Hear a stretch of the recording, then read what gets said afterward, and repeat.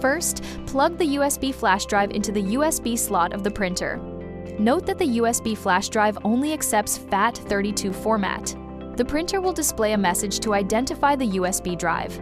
Press Continue to enter the USB drive page. To scan the document, press Store File.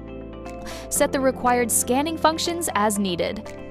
Then, press the Start button to start scanning. Press Back. Scan complete.